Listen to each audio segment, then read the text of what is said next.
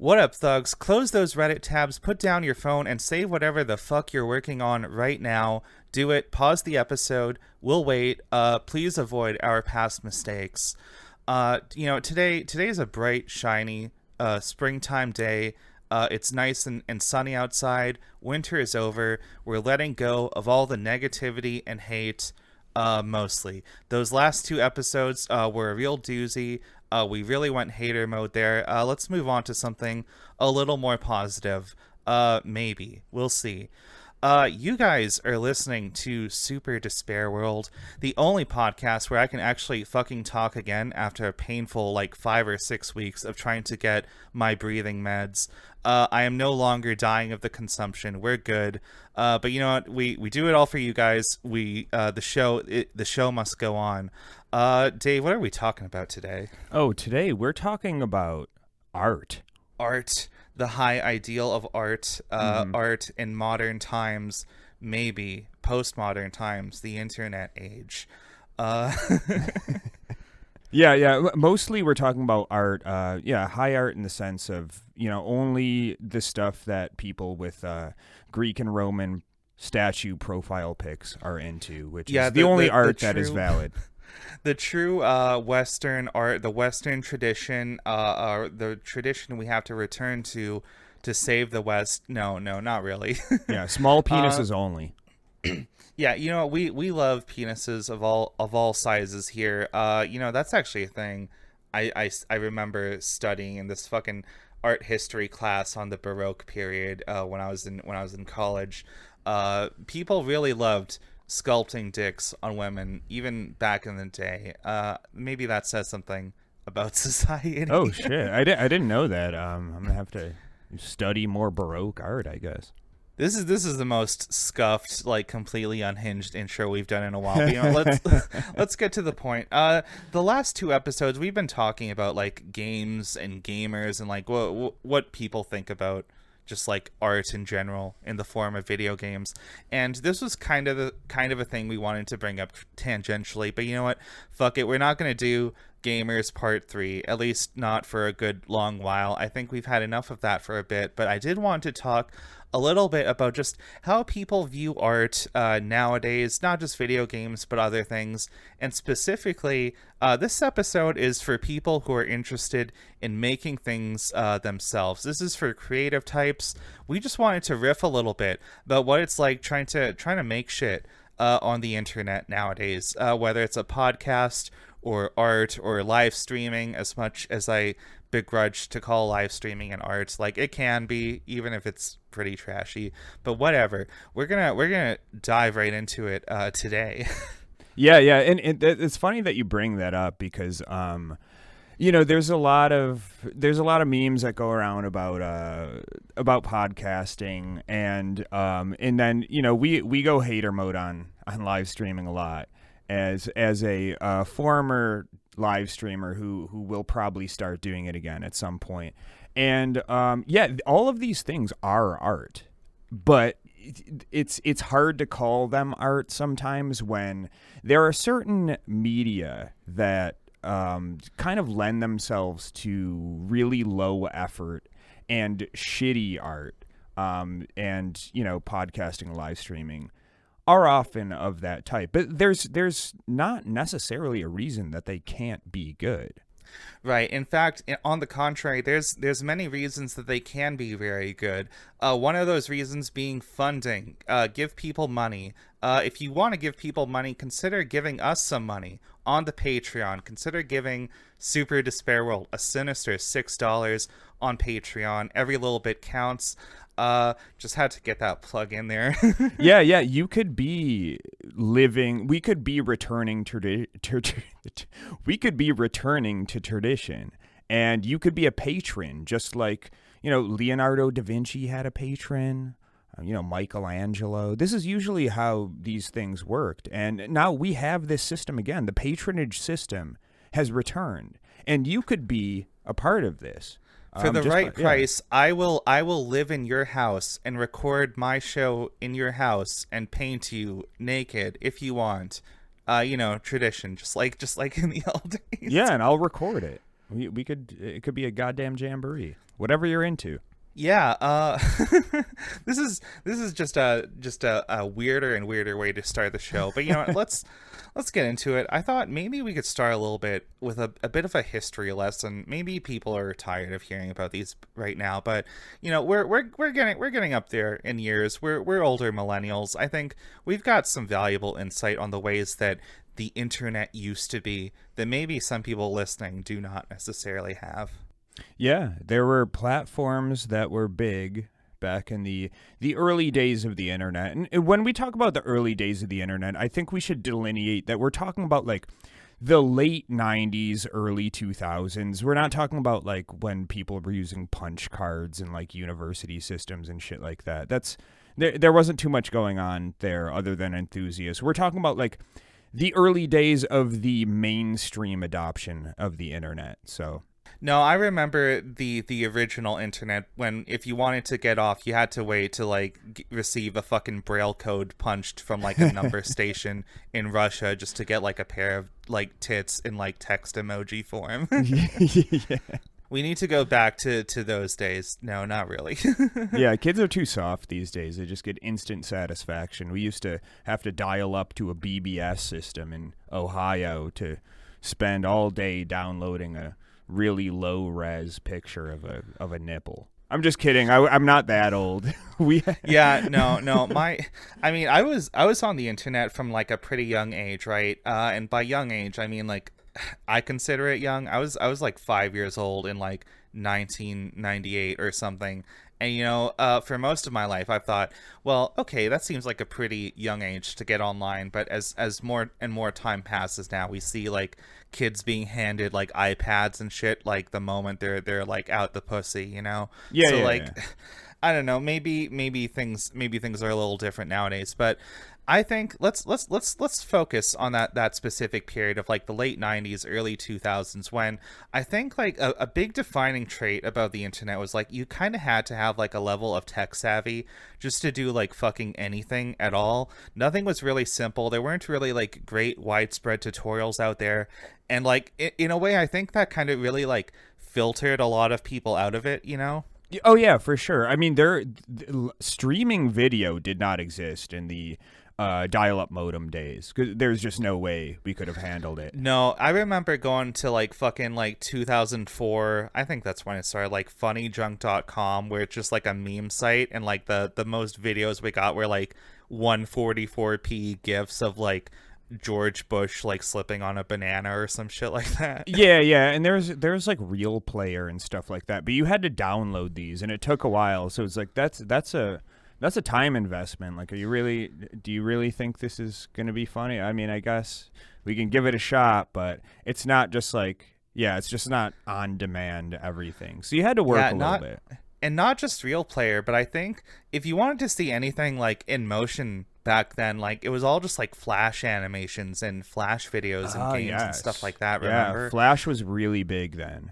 Rip Flash. When you think back to like Flash games back then, what's like the first big Flash game that comes to your mind? Oh man, that's a really good question. Was it good Flash games? I don't know. I'm gonna say, or animations, that works too. I was gonna say the one that comes to my mind is, do you remember Interactive Buddy? That one sounds familiar. It's like a little, like, not quite stick figure. It's like a few like gray spheres in like vaguely the shape of a person, and you could like throw a ball at it or like shoot it with a gun or something, and it had like different skins. Like you could make it look like George Bush or like Napoleon Dynamite or like some other characters or whatever. Incredible. When it comes to Flash animations, the first one that popped into mind was Homestar Runner. That was a big one. That's the classic. I feel like I don't know that you could look at Homestar as one of those things like this is the millennial Zoomer divide. Like, do you remember Homestar? Mm-hmm. Yeah, and I wasn't a huge Homestar Runner fan. There was definitely some good bits on there, but it was like I definitely spent some time and mental energy interacting with that wonderful site. I still remember. I don't know. Homestar Runner has like a like a relatively modern legacy. I remember just like a couple years ago, I saw somebody made memes about Trogdor, the poorly drawn dragon, and it was like in the context, it was like a Final Fantasy 14 meme or something. I was like, wow, this is like a weird throwback to like in a relatively modern Absolute game. throwback. Yeah. Wow. Yeah. So like yeah, talking about the old internet, I feel like everything was like kind of run by like hobbyists and like people who are like explicitly interested in like tech shit. And I think a really good example of this is I remember being in elementary school, right? Like complete fucking like baby brain whatever, and I signed up for neopets.com, the virtual pet website, which I think is still going today. And it was like briefly owned by the Church of Scientology for a couple of years. Okay. There's videos about that on the internet. I don't think it was that when I was there, but I bring this up because I remember being in like elementary school and I was on neopets.com, and one of the things on the website then was like they had like a pretty well laid out like tutorial for learning HTML coding so that you could make your own like custom home web page on neopets.com for your like little profile or whatever on there. And it's Okay. just like, damn, like nothing like that really exists like in the mainstream nowadays, you know? Yeah, for sure. And the other thing we could talk, I mean, this is a little different than Neopets, but when MySpace was a thing, you could theme your page like very well, in a much different way that like, you can't really do that with any social. Maybe you can with Tumblr. I don't know. I'm not really familiar Tumblr with you Tumblr. definitely can, Yeah. but it's also like there's like a default like theme for Tumblr that I think it goes to when you like just browse like the new posts on like the front page or whatever. Or Yeah, like if yeah. you use like the mobile app or something, which I haven't touched in many years. But But yeah. that was a thing. Is there's people who just wanted to make their MySpace page look cool, and they were learning like scripting languages. I'm pretty sure it was HTML. I don't think CSS existed in those days, but like they were doing this just to make their page look good. And it's like that's things that people now would think was some like esoteric magical thing that's just like I didn't go to school for computers, I can't do that. And it was just like kids fucking around back then. Yeah, I have distinct memories of there were a lot of different like small like internet like PHP bulletin board like systems I made for like internet forums. I used to make all these little forums when I was like a kid and a teenager, just to like host my hobbies or like try to do shit with my friends. And like I learned some like basic CSS stuff where like I never learned how to make it from scratch, but I would like go onto a website and download like a forum skin that somebody else made, and then I would stare at the code, and eventually I would kind of figure out some basics. I could do like little modifications or whatever, but like I don't know, there was a real spirit of like a DIY like do it yourself kind of thing to the internet, which I feel like a lot of it's kind of lost nowadays. Like a big thing about social media and like everything being designed for like apps, like mobile apps and shit, is like everything's really convenient, but like you can't really customize shit anymore. Like you even I can't even speak. You used to be able to customize like fucking YouTube pages and stuff too, but like now it's just everybody has like the same uniform thing. Like just customization is not part of the internet broadly anymore like it used to be. Yeah, and I kind of understand that from the perspective of these platforms. It's like I'm gonna be really real with you. 99% of these like MySpace profiles or whatever things that people could customize looked like absolute fucking dog shit. Like the usability was zero. It's like dark purple text on a black background with like 80 animated GIFs, just like giving you an And like they would autoplay their favorite song or whatever. Yeah. This was the thing on Tumblr as well, where a lot of like popular skins for people's blogs were like, okay, it's a white background with very light gray like size 6 text with like a custom font or whatever. And it's like, I can't read this. I have to fucking blow this up like I'm an old person pecking at the keyboard and adjusting my like thick glasses just to like highlight everything. It's just none of this makes sense to me. I don't know, but in a weird way, I do kind of miss a lot of that. I even remember not even just websites, but some of the earliest like programs I used to talk to people, like fucking MSN Messenger. You could go crazy making your like default text like Comic Sans dark green and like an ugly ass animated like GIF background to the whole thing. It was complete. It looked awful, but like I have a weird nostalgia for it. Yeah. So that's a funny thing about that era is everybody I knew was you're either an MSN Messenger community or you are an AOL Instant Messenger community. We were AOL Instant Messenger. We were an AOL Instant Messenger family. Everybody at my school used that, but it had the same shit. You had your stupid away message, which was probably like the corniest quote from the worst song you've ever heard. And yeah, the color scheme was like some really poor taste.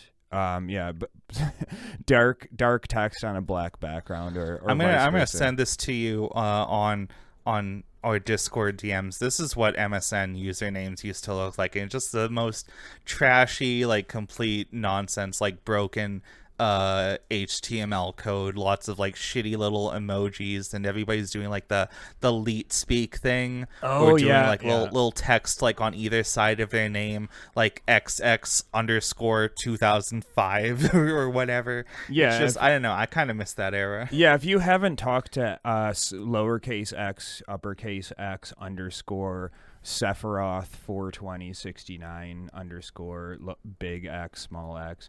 You weren't really having a good time on the internet. Trust me. Yeah, I remember even back then, like there were a couple different like instant messenger services. Like there was MSN, there was AOL. Some people use like Yahoo or something. There was like a Yahoo instant messenger. Yeah, I don't know. Losers, who did fuck that. you, fucking broke bitches. Get on the. I remember there was a couple years where I used this service. It was called Trillion, which is like a thing that like you log into like an MSN and AOL and like a few other things. I like actually remember that ICQ thing. Yes, ICQ is the one I was going to bring up. That ICQ though, I only talk to like online people with.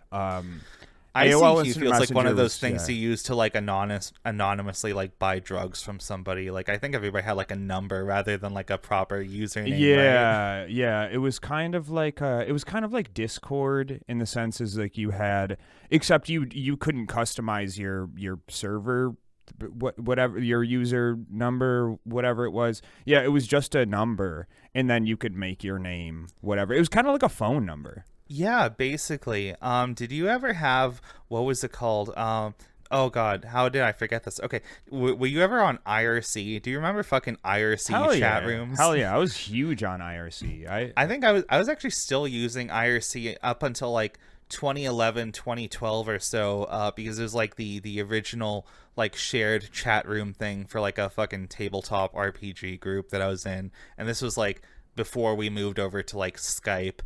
Back when Skype was decent, and then finally Discord came out a couple of years after that. But.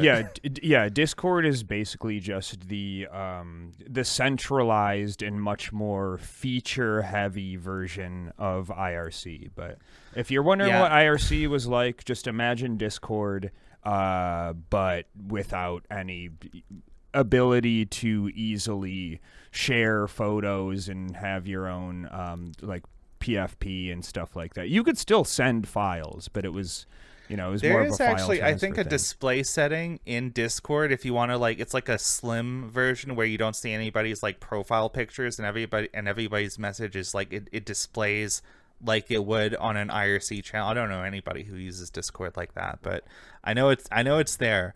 I guess to bring this back to like talking about creative people and stuff, I wanted to get into this because I think there's kind of like a running theme, right, of the internet used to allow for a lot more like expression, just like in like very day-to-day tasks like your fucking like blog or your like YouTube page or your like instant messenger profile or whatever. And these might seem like very like minor things, like when we talk about like creativity, we think about like artists and musicians and stuff like that, but even then, like just the regular average person, like I didn't really make anything like that worthwhile when I was like a little kid or whatever, but everybody liked to express themselves more. and the internet was like kind of geared to that, but you did have to have like a little base level of like understanding of the technology to take advantage of that. And the internet is a lot more widespread nowadays because you don't need that knowledge anymore, but also it feels like we've kind of lost something in the process because you just don't have that option at all, even if you are kind of tech savvy nowadays.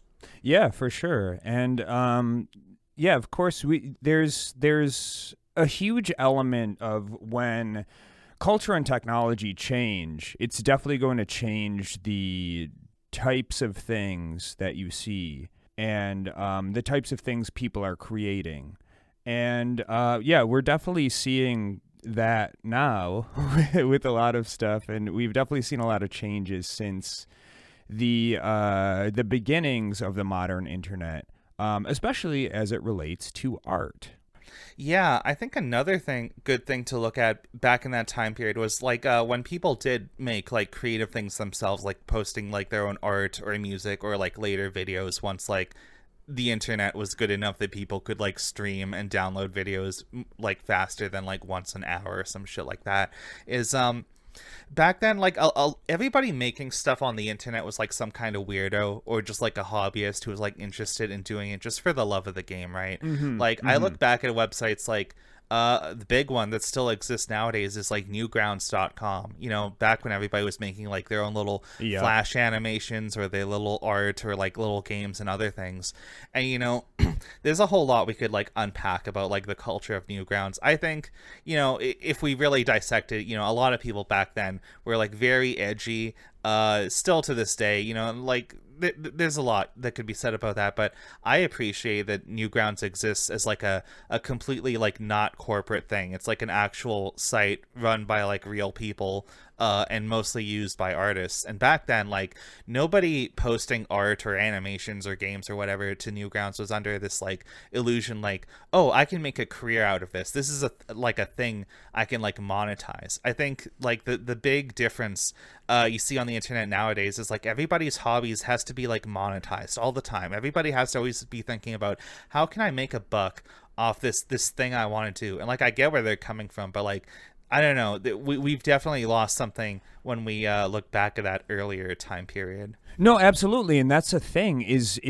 everything. And I was also thinking of DeviantArt in the same vein as Newgrounds, which I haven't been on DeviantArt in a while. So let's say that site really lives up to its name in a lot of ways.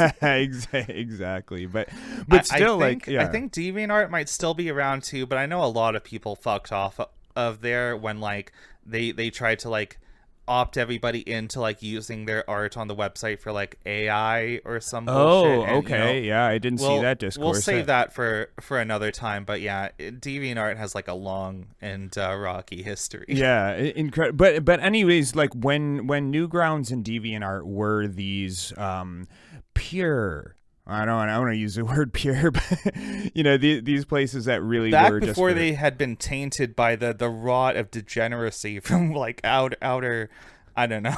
Yeah.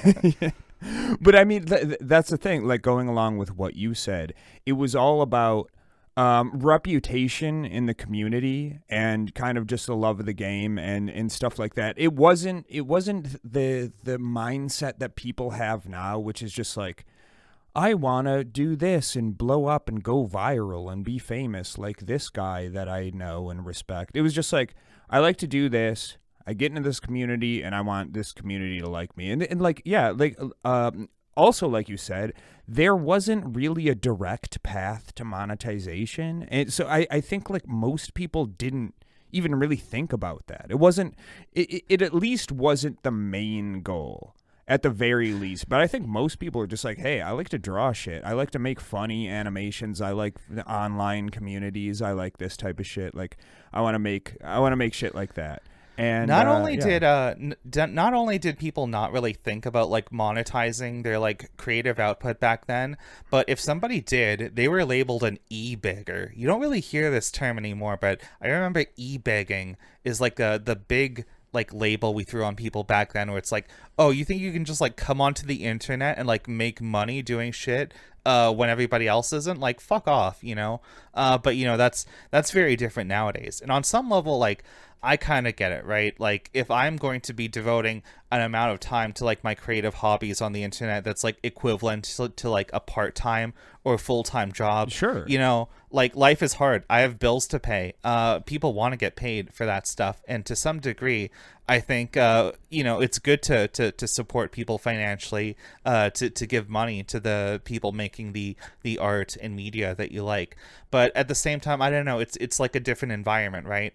As flawed as like the old internet might be in a lot of different ways, it was just, I don't know. There's something unique about that environment that created. It shaped artwork in a way that it doesn't anymore. Well, yeah, I mean, it was more genuine, and just like you talked about, like you use the term DIY. It kind of goes along with the whole like DIY zine punk movement type of thing, where it's just like people were making things because they thought it was cool and they wanted to like be a part of this and stuff, something like that. It wasn't in the same vein. Somebody who made some corporate backed magazine about that, people are like, that's fucking bullshit. Like, this is obviously just cash grab. Like, these people don't really know the scene or anything. Like, they're not a part of this. Like, forget about all that type of stuff. But yeah, there's not really that much discourse now, I feel like, of just like people being genuine, or people just being complete like cash grab shitheads. And maybe that's why we see so much slop rise to the top. I don't really know.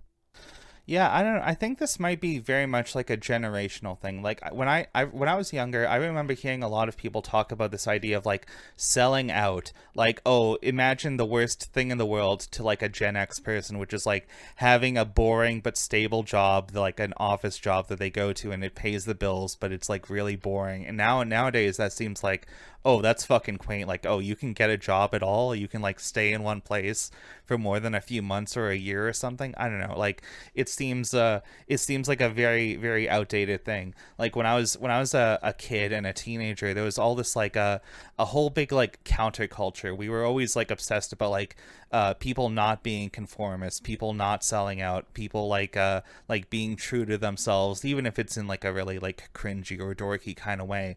And I think a lot of that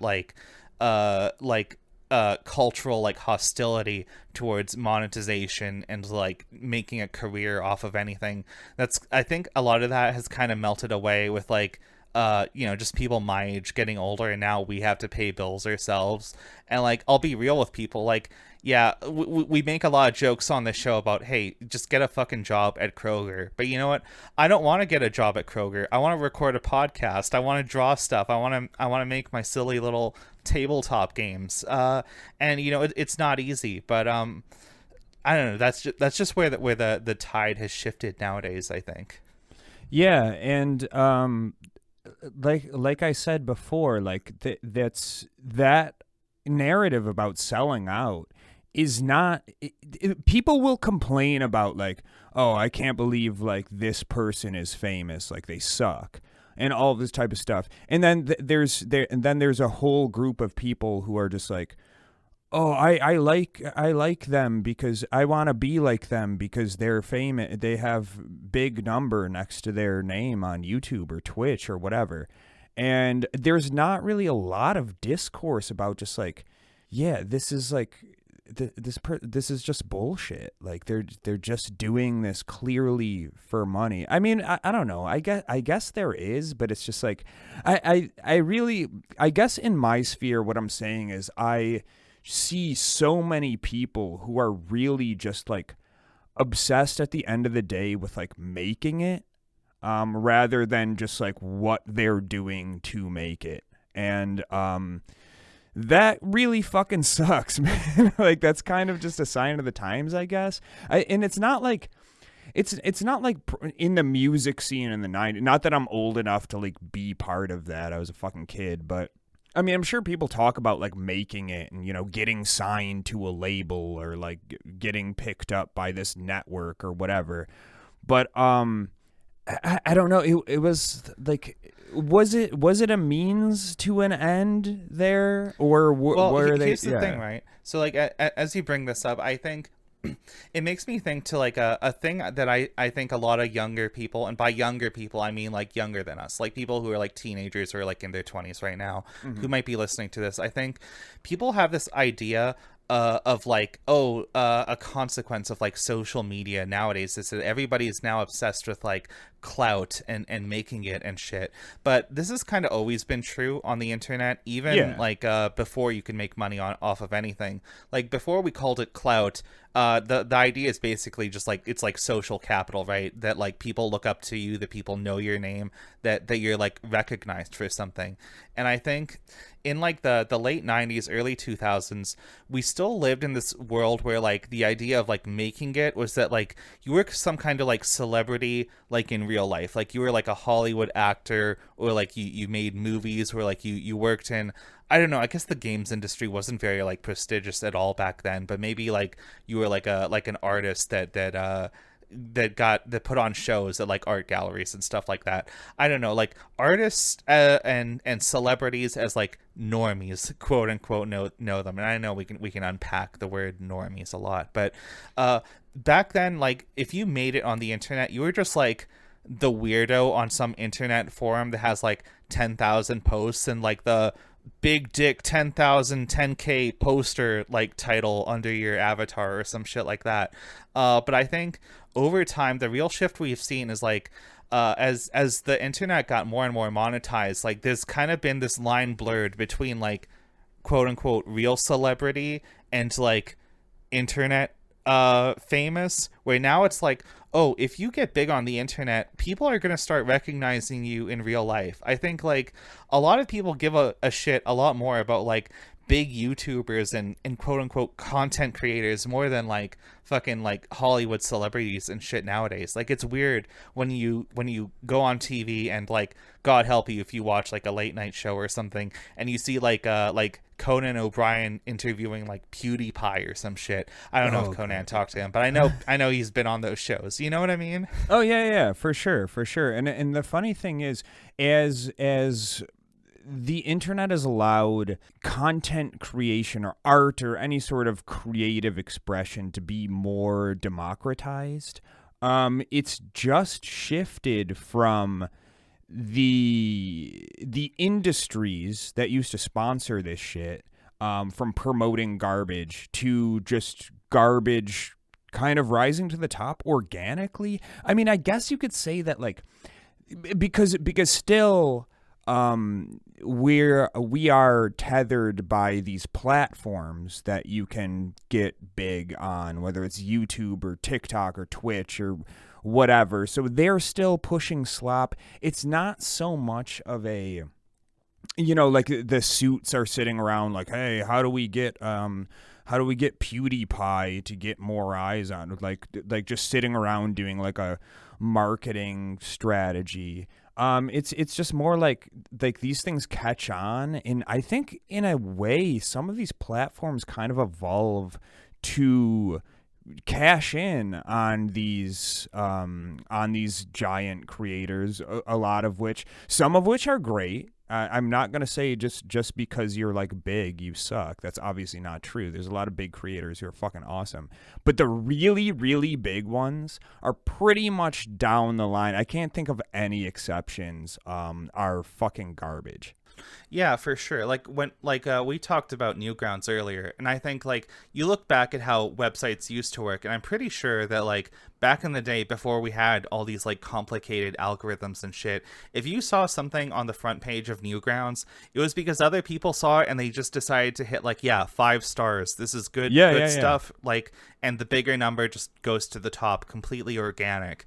But over time, like we've kind of seen like a move away from that like pure like meritocracy, the whole like up and down vote thing. Even on like Reddit, which has like up and down votes, there's like a whole algorithm about like, if a post like gets too many votes too quickly, it'll like naturally sprinkle in some down votes to like water it down or something like that. I think even in the early days of YouTube, if you were like featured on the front page, I think there were actual like humans that went in there and decided like, yes, we will feature this specific video. Is like a little more curated than it is nowadays.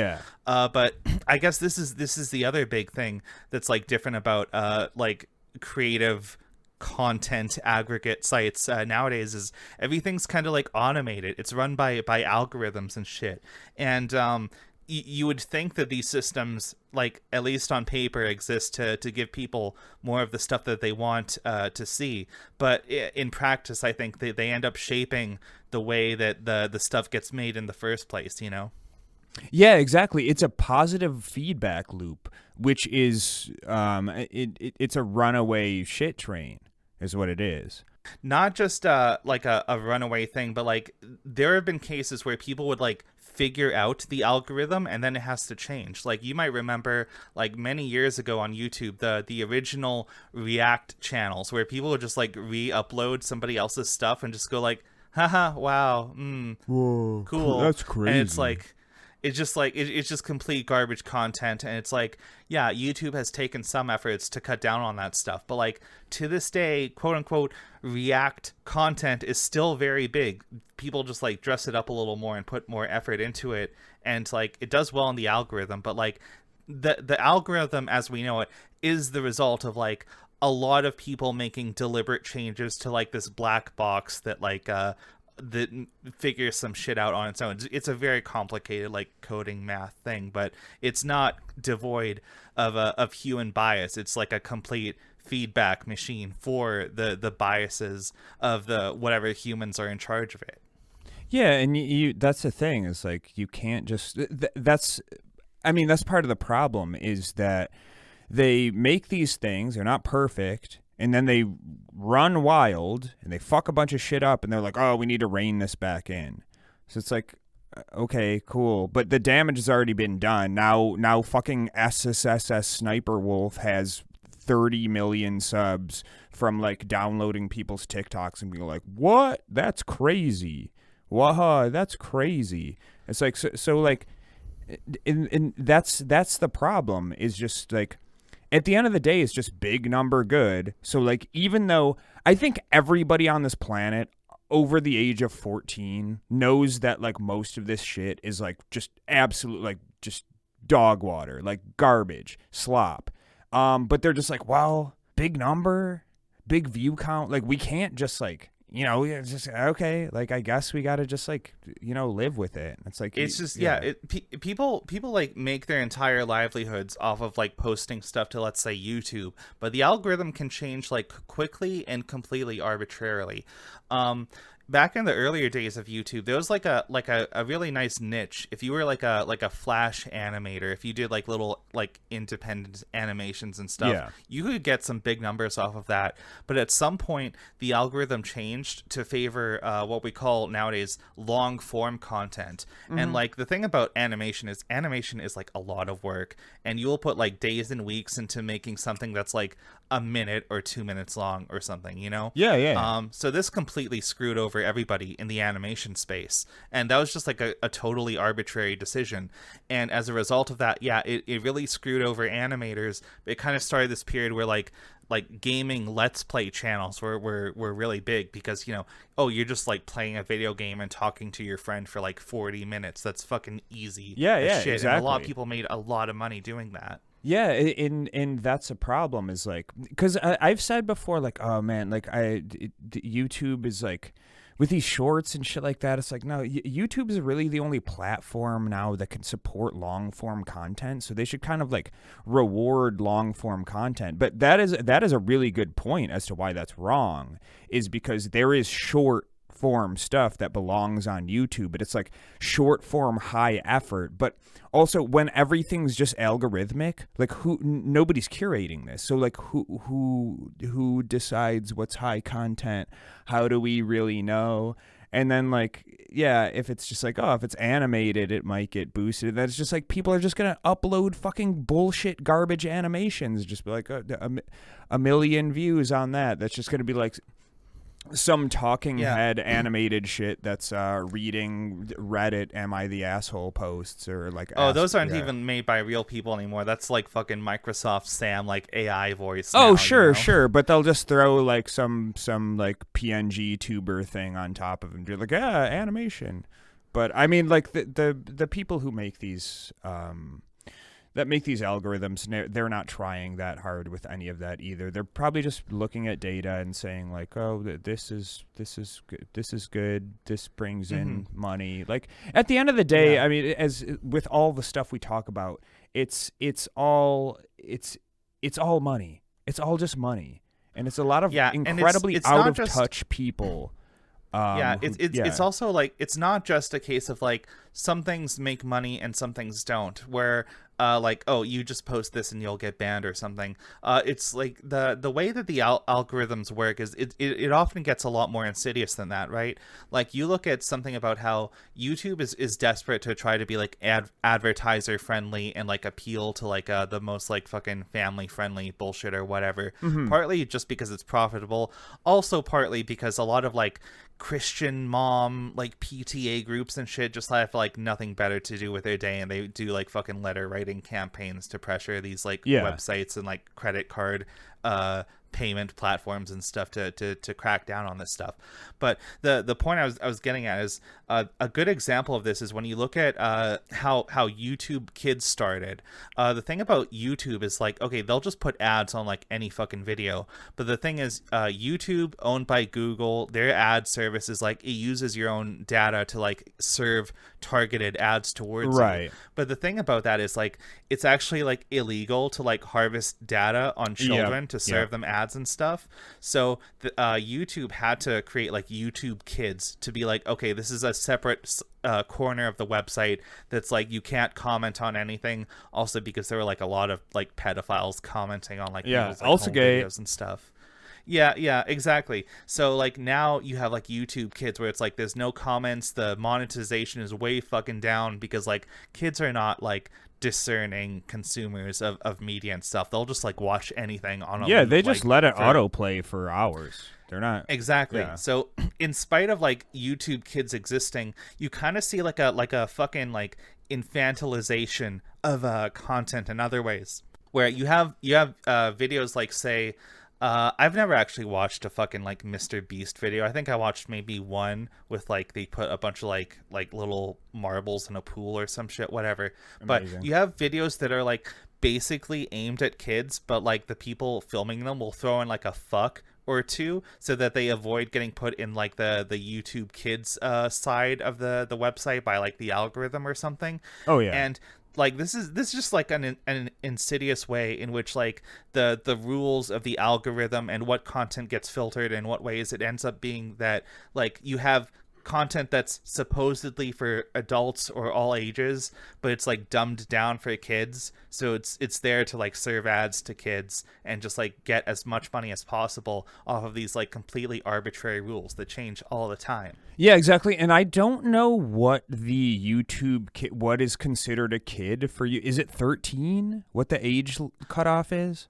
It might be 13. Yeah, because I was talking about somebody. I was talking with somebody about this recently, and it's like, if you are a piece of shit and you want to make money, marketing to like little kids is a bad idea, because there's a lot of they don't really have that much. They don't really have that much agency in their lives.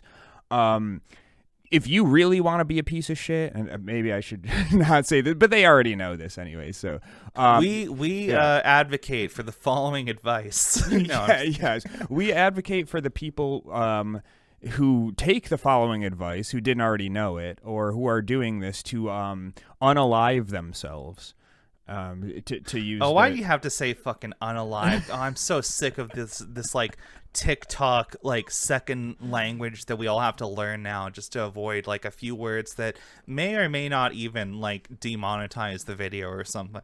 Well, exactly, and that's a separate thing, but it's just like nobody is like little virgin ears have been saved by somebody saying unalive, other than kill yourself or whatever. But yeah, but marketing towards middle school kids, like that age, 13, 14, that type of thing, it's like they have enough agency, they have enough time, and they can petition their parents for money. They probably get some sort of allowance at that point. And they this is like an old person thing for me, but I'm still fucking devastated every time I learn that like some little kid convinced their parents to give them like a whole ass like credit card to buy like V-Bucks on Fortnite. Insane. Like insane. I was not trusted with a credit card until I was like 18. Hell no. We were talking about YouTube kids and just like the whole like TikTok language of like everybody's saying like unalive themselves and shit now, and it's just a complete it's just nonsense, right? Like a lot of this stuff will like not just prevent people from making certain types of media, but it will compel them to make their content or their art or like whatever in specific ways which they would not have before. And I think a lot of this is just like it's just a real like corrupting force on creativity overall, you know what I mean? Yeah, for sure. And the thing is, like, as much as I fucking hate Mr. Beast and stupid shit like that, I don't care if they exist. I don't care if they exist. I don't care if they're getting money from Google and their ad services and stuff like that. Whatever. If you watch them, I hope you grow up someday. Watch better shit. There's so much cool stuff out there. But I guess that's what I'm about to say is like my big issue with these people, and I've been accused of like, oh, you're a hater and you're jealous, and it's like, no, dude, like I actually don't really care about their existence because it's I'm not a hater. Fuck Mr. Beast. Oh no, for sure. I mean, he's got a very punchable face. I just need to come out and say it right now. People have like pushed back on me about it. It's like, dude, come on. Are you kidding me? Let's not kid ourselves. Like, you've seen the thumbnails. We've all seen the thumbnails. It's that's why. And if this was like a Nintendo 64 game, you could like Z-target that thing as like a specific point of damage, you know? Yeah, I want to fly my R-wing into his open, gaping soy mouth and just detonate it. Just I feel like Link is built to like toss like a bomb into that mouth. Exactly. Yeah, he's definitely like a Legend of Zelda boss where you toss a bomb in there when he's soy pointing at like when he's doing the plug to like, oh, only 25% of you are subscribed, oh, and then you have to throw the bomb into his mouth. It's like, yeah, the other 75% are literally toddlers. They don't know how to press a subscribe button. They don't have the skills, the motor skills yet. So it's fine. The thing about Mr. Beast is that, like, I thought that when the Antichrist would make himself known that he would like be a little more subtle. Like Mr. Beast, like, come on, dude, you can do better than that. Yeah, exactly. Exactly. But what was I saying about this? Oh, the whole thing, like, yeah, actually you're right. I am a hater, but my main issue with these slop creators who just like dominate these platforms is not because they suck and it pisses me off. It's more that good content gets de-emphasized so that this bullshit can be shoved into everybody's eye sockets. And I mean, this is not necessarily unique to modern creator platforms like YouTube and shit like that. Like, there was definitely like phenomenal, really interesting and really creative shows that used to be on TV and got shit canned after one season so that they could put on fucking Jersey Shore at season 14 because there are like entire genres of movies that don't even make it to theaters anymore. They'll be like direct to like streaming platforms if they even exist at all nowadays. You know, and that's the thing. Like, at least they get seen by somebody, and there's an opportunity for a cult following. But it's still just like, man, I'd like to see some diversity, even if it's shit that I don't really like. It's just like, and we've said this before, like when I open up the Super Despair World YouTube account to upload the episodes, I just look at like what's on the front page because neither of us really uses that account to watch anything. It's just like, oh, wowee. Like, this is the front page of YouTube. The Holy last couple times. Shit. The last couple times I've logged into our YouTube account, I will see multiple videos on the front page that are like, do not make a YouTube channel. Do not be a content creator. It's all over. Fuck it. Just stop now. Don't even try. But then I will also see other videos that are like, actually, yeah, you should be a content creator. This is a great time to get into it. You can do it. And it's like, okay, whatever. Like, nobody has any idea what they're talking about. So, like, if you're a creative person, I say, fuck it. You should just try. Oh yeah, I for guess sure. bold words from us. Fucking 100 subscriber Z-list, if we're even on the list at all. Podcast, But to tell you to go for it. But I've noticed that too. And it's probably because the algorithm has picked up that we only upload videos and don't use that account for anything else. But also, well, on the topic of like the message, whether it's like, hey, become a creator, top 10 ways to grow your channel, or like, it's Jover on YouTube, don't start now. It's the same thing. Why are people making these videos? Do you think they give a fuck if you make a YouTube channel or not? No, it's the same shit of like, here's 50 ways to make money in like.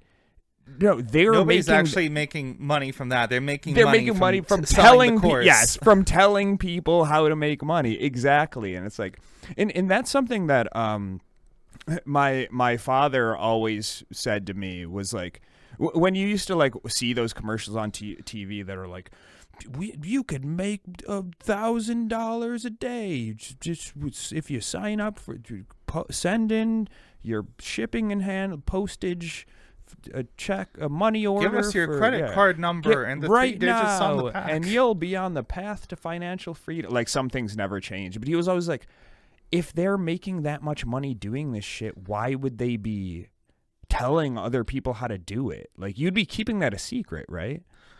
Yeah, you never actually come across anybody who's like, yeah, look at my big successful career. I owe this all to like some shit ass course that I bought. No, everybody who's like really big and successful above a certain size will be honest and be like, yeah, I was at the right time and place. I just got lucky. Yep. The algorithm just blew me up one day. Yes.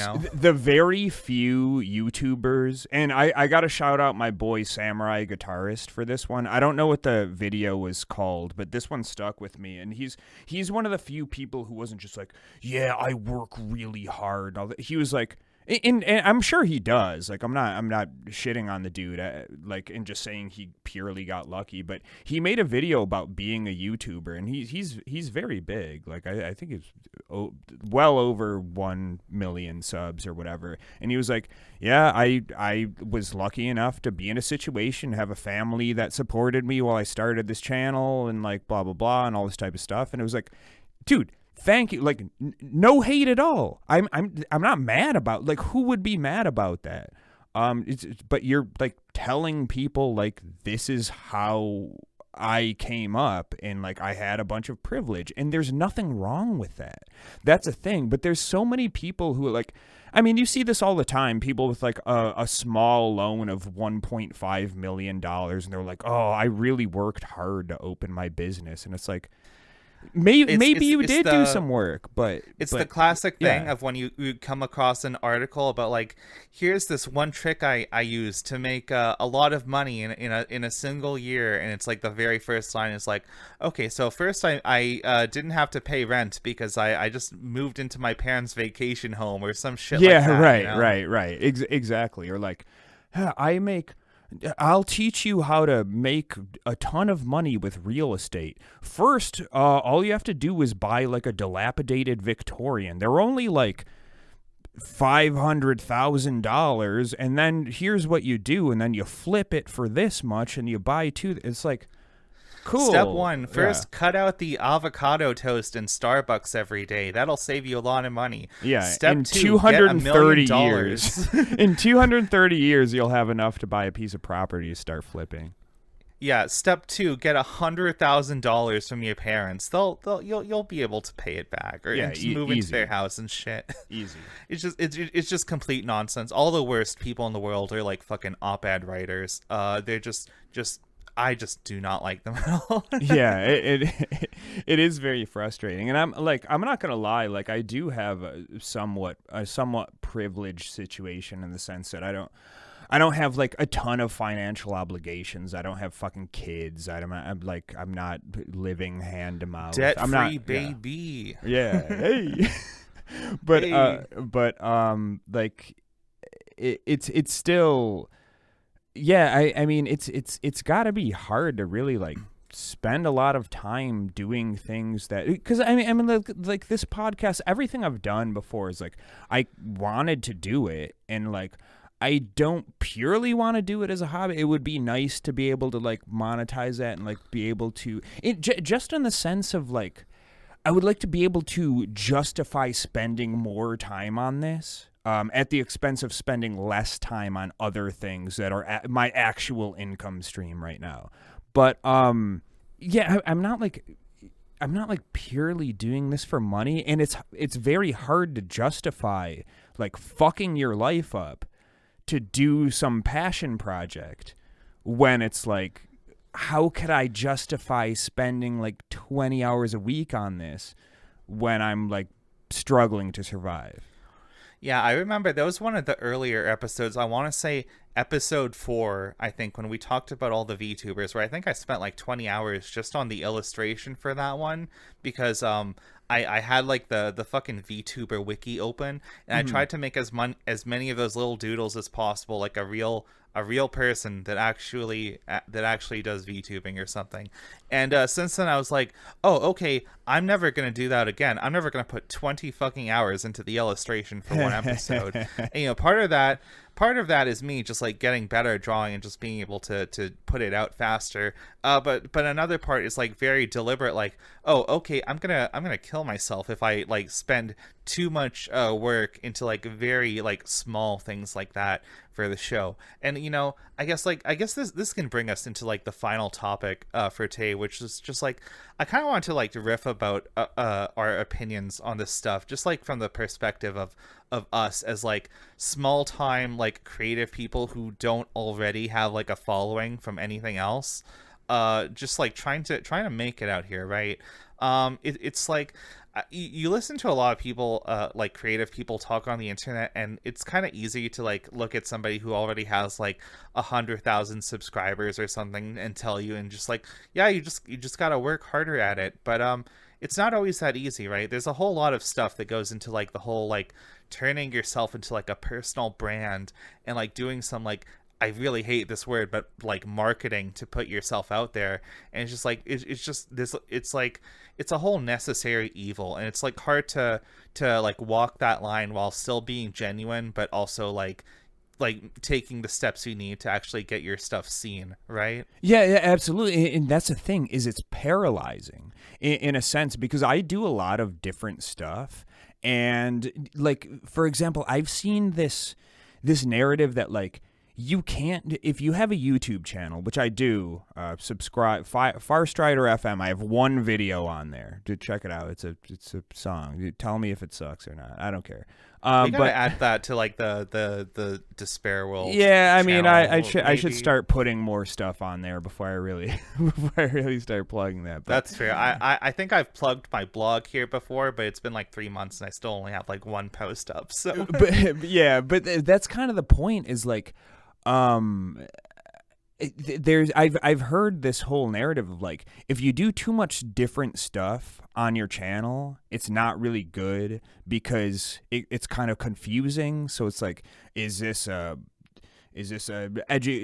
education channel? Is this like a dude talking to a camera thing? Is this like a music thing with visualizers? Is this a React channel? Is it like what is this? It gets all funky. Well, yeah, like if you make a YouTube channel where you only upload music and you're gonna get like an audience of people who are there for the music, and suddenly you do something else, and now YouTube is gonna show your like music stuff to an audience of like people who are there for like let's play video games or something like that. It's like, oh, they're not into 90% of the stuff on your channel. So it's just the algorithm is completely fucked, and it that's another way that it pressures you to like really specialize and not diversify or whatever. It's why a lot of people have like a second or third YouTube channel for like exactly. live streams and things. It's like, man, I don't want to make a second or third channel. Like, I just want to have one. I have so many fucking accounts on everything. It's just like, oh man, it's really overwhelming. And that's the thing, it's kind of paralyzing. It's like, what am I actually trying to do with this channel? Like, what should this channel primarily do? and it's very difficult. And that's the thing. I just want to make cool shit, and I have a lot of ideas. I'm working on a lot of this stuff right now, but it's like, okay, what am I gonna do with this? And in the back of my mind, it's always this nagging bullshit of just like, what is the what's the channel going? What's your actual brand? And it's like, dude, what the fuck, man? Like, it's really fucked up because like in a lot of ways you kind of have to be multi-talented to make it nowadays. Like let's look at an example for example. Fuck me. But let's look at video games, right? Let's look at a popular indie game, Undertale, made by like Toby Fox. Yeah, he made that game all by guy. himself. Yeah, Toby Fox, absolute legend of a game developer. He's like a good artist, a good musician. He can write, he can do all the scripting and that stuff. And he also like he was like well connected, right? He worked on other things. Like he did like some of the music for like Homestuck back in the day. Just like a known. That's a crazy part. Is like, okay, I can understand being good at like making games, story, like coding. I know he used RPG Maker. There's still like stuff. It's not like he was like hand coding like I think he made it in assembly Game Maker. Game Maker, okay, all right. But it's still not. You're not. It's not the 80s. You're not hand coding, which it doesn't matter. It doesn't matter. But he did that and the art, and wrote all the story and characters and shit. And then when I found out he made the music too, I was like, Jesus fucking Christ, this guy, man. Yeah, so the point I was making is like, yeah, in a lot of ways you do need to be multi-talented to succeed because like just starting out as a game developer, there's no way he originally had like enough of a budget to hire a full team of people with all those different talents to do other stuff. I know now for like the second game, Deltarune, I know he is working with a couple other people, but that's because he made a fuck ton of money on Undertale. Yeah. But the point is, in some ways you have to be very multi-talented and be able to do everything yourself, but in a lot of other ways, like everything is like pressuring you to specialize and just do one thing and just do the same thing over and over again just to feed the algorithm. And it's really fucked up. Like I don't know how you're supposed to succeed when those are like the requirements. But that's the thing too, and like not to get to putting on my Soviet hat and pin right now, but it really is. That is a microcosm of just capitalism in general, which I've always kind of had an issue with because, personally, it's a selfish impulse because I'm kind of a Renaissance man. I have very broad interests, not very deep. I like to do a lot of different stuff. Dave, if you get this show put into the BreadTube algorithm, I'm gonna strangle you to death. Okay? Yeah, I'd rather not that happen just because I like our current community. They're not annoying and ridiculous. But anyways, that's yeah, and I will say this, when you're like a small time like creator, like I hate the term like content creator, but I guess like just a creator of like art or you're a or creative. You're a creative. Let's bring that one back. Well, yeah. I've heard marketers say that word too, but if you were everything's tainted. Person, that's what I'm saying. It's fine. Yeah, it's so fucked. The corpos have fucked everything up. It's all they blew it up. They goddamn you all. Okay. Identities. I'm telling you. The point I was getting at is if you're like a small time person who makes stuff, it's easy to get like really disheartened, right? Like before the show, like I don't really like post the artwork I make like actively anywhere on the internet right now because it's like it really sucks. Not my artwork, just like the situation for like trying to get eyes on it. Like the biggest showcase gallery of my artwork is looking at this YouTube channel and seeing all the episode thumbnails lined up like that. Bangers though. Bangers. Thank you. But the thing is, like, before we started doing the show, like, I have made attempts to like post my artwork to like like Twitter or like Blue Sky or like Tumblr. I think I posted like 3 things to Tumblr before I like abandoned it because like I don't know, I'm just too old for Tumblr nowadays. But the thing is, like, it's really disheartening if you don't already have a following trying to get eyes on your shit at all. It's not like back in the old days where you had like web forums and you could just like succeed by being annoying and posting a lot, whereas like nowadays, because everything is like governed by a fucking algorithm that decides what gets seen and what doesn't, it just, I don't know, it really feels like a gut punch when like I think I've got like, oh, a really funny joke or like a really decent drawing that I'm proud of, and I put it up on Twitter, and like maybe I reply to other people, and I look at my post and it says like 2 people viewed this in the last 18 hours. It's like, oh, if you don't already have like a following, if you aren't already successful, like, you are literally invisible on these platforms. And it's like, I know the answer is like, you just gotta persevere and just like keep at it, and eventually somebody will find your stuff. But man, it fucking sucks when like, oh, I may as well not even exist if I don't already have some degree of success doing this bullshit, you know? Exactly, and that's part of the problem is like being an artist, there's a lot of vulnerability involved there. And it's really hard to say like, you know what, fuck it, I'm going to put myself out there, and then it's just like you have like 1 like, and it's like somebody you know, and it's just like nobody sees this shit and all this stuff, and it's just like, well, okay, cool. Like that definitely happens if you're like a busker on the street, or you know, you're at an open mic night, or you just have some exhibition thing at a gallery. Like that definitely happens. Here's the difference. Yeah. Here's the difference. If you're a busker, you can like make eye contact with people and like guilt them into giving you $5, you know? Whereas like, you know, if I could do that with everybody listening right now, well, you know, we'd be making a lot more money. Not that I'm complaining. Listen, I love the small but very dedicated audience we have, you know, not to sound ungrateful or anything. Yeah, fuck yeah.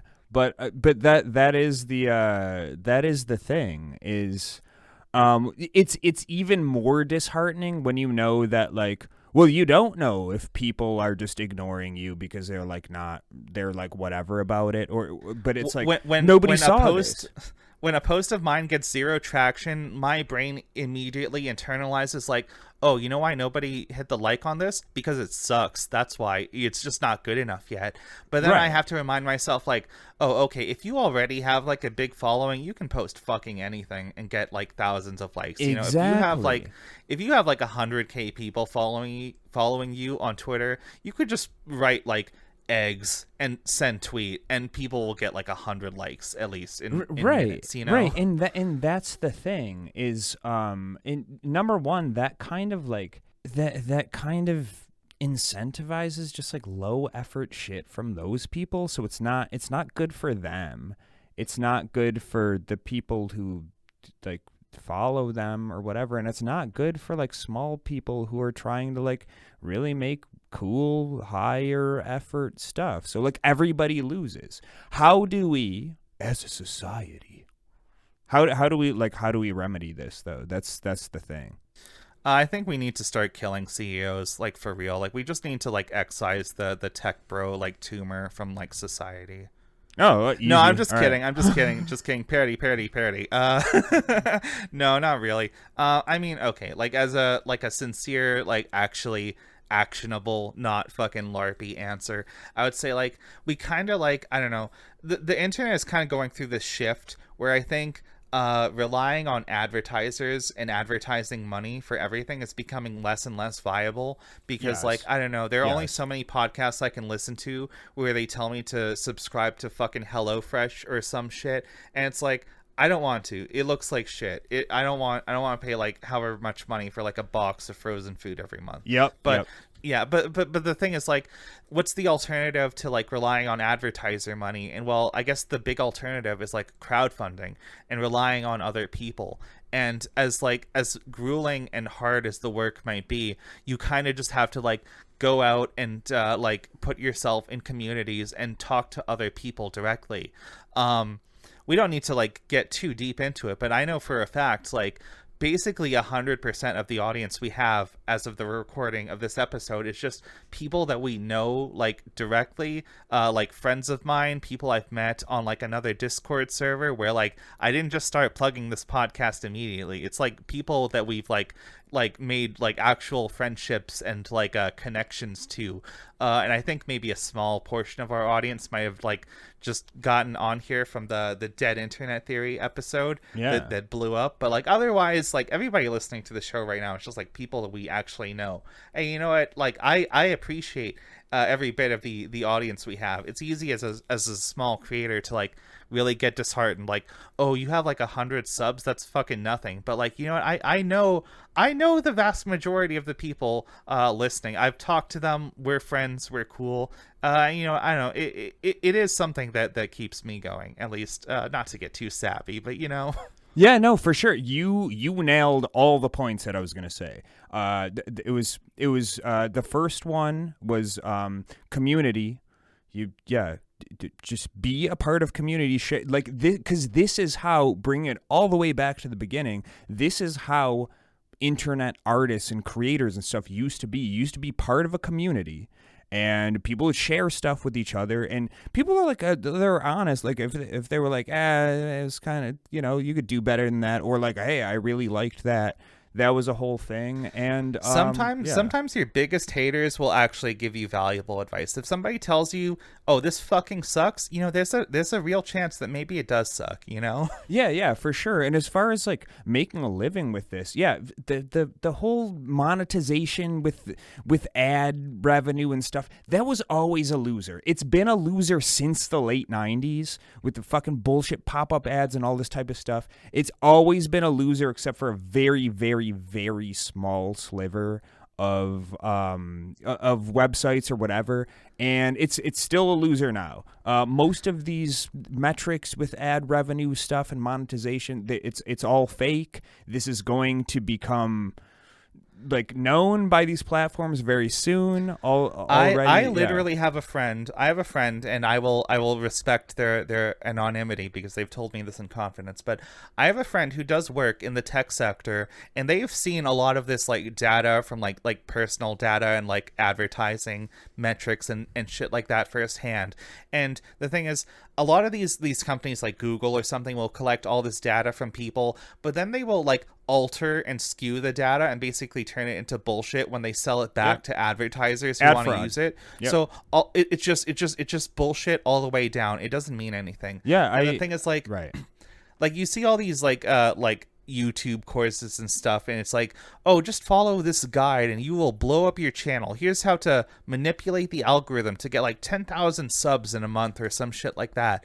And the thing is, even if that worked, and, you know, 99% of the time, I think it doesn't work. It's just complete bullshit. Mm-hmm. But even if it did work, the people you were getting to look at your stuff, those aren't like real dedicated people. You were just like tricking people into hitting the subscribe button, and maybe they'll eventually give a shit.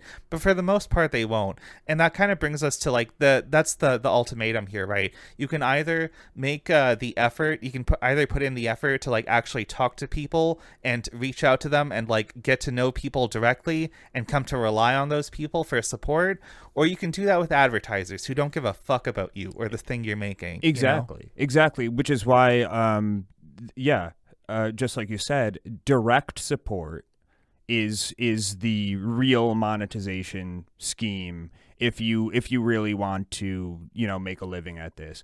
Relying on advertisers and sub money and all this type of shit. Like if you're a Twitch streamer, don't rely on fucking bits and subs and all this type of shit. The platform is skimming so much off of you. Just have people support you directly. Fuck these platforms. Fuck all their bullshit, and they're gonna cut you off someday, or just like start taking more. And that's the whole thing. You can make this decision of, do you want to really put in the effort to grow a community, have a bunch of people who believe in you enough and respect this project enough to like just, you know, donate their money to this, or do you just want to like try to scheme big number and clicks and ad revenue and all this type of shit? And if you're the latter, then bring this back to the thing we talked about before, then you should fucking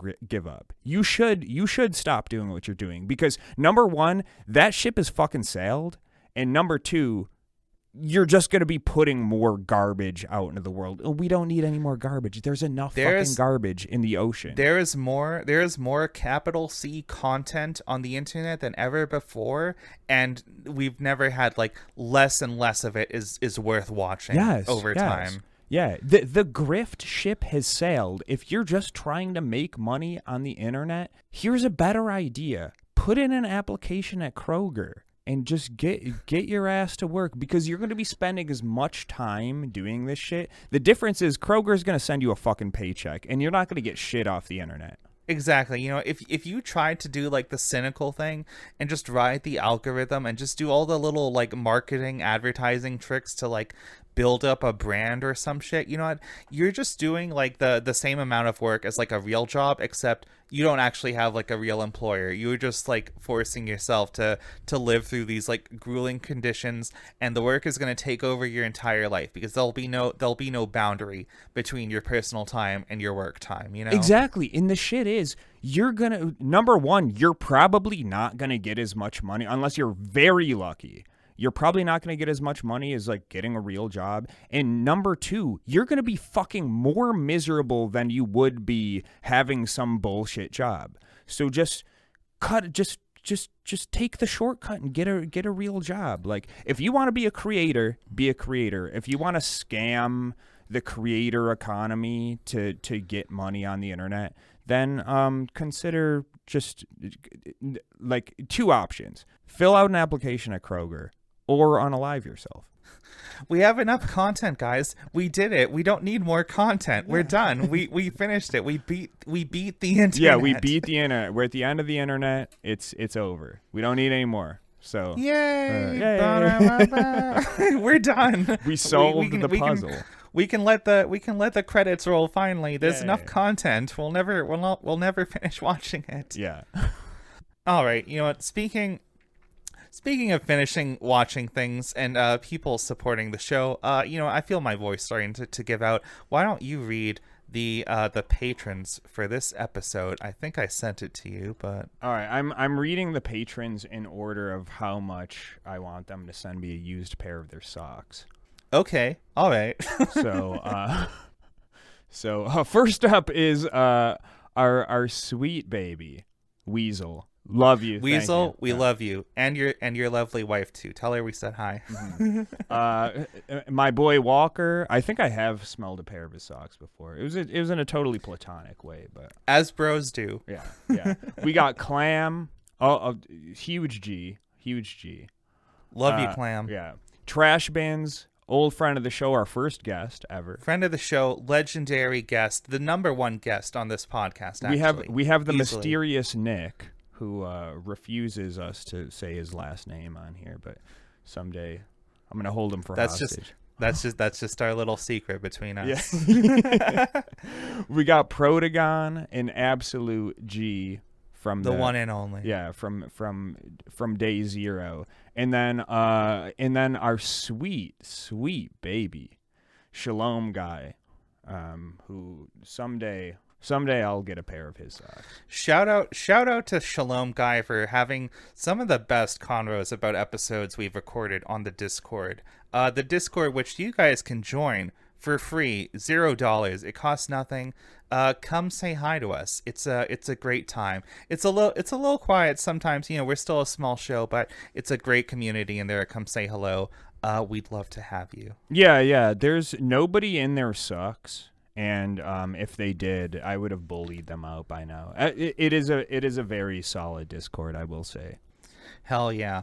You know, I think that's all we got for now, but there's a little more to be said about being a creative person on the internet with some very, very recent news. There's a big, kind of like an elephant in the room, which we did not address nowadays, that is like kind of haunting people who are trying to make a living making art and videos and music and things online nowadays. And I guess, should we just like outright say it? Do we Well, wanna- I'll say it in the sense of, I think there was a reason that the gods guided my hand to accidentally delete my audio for our previous Yeah, that was- episode on AI art. Or not just AI art, it was AI in general, right? Yeah, that was like about a month ago, and man, it was a good episode. It was a but, you know, really next good week- episode, but so we have to top it, and I think we just found the onus for recording the next episode, so I think that's going to be the next one. Yeah, so that'll be next week. We're going to talk about the big boogeyman. It's not just algorithms that are automated nowadays. It's the media itself. So look forward to that next week. We've got a very infuriating story for you guys. So please look forward to that. Ay caramba.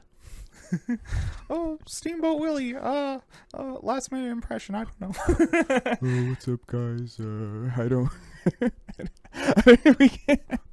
we can't do impressions now. This outro is something. We need to clean up our outro. Okay, I couldn't tell if you were doing Steamboat Willie, Mickey, or our boy JBP. I don't think I could tell either. Okay, fuck it. We're done. Good night, everybody. All right, good fight. Good night.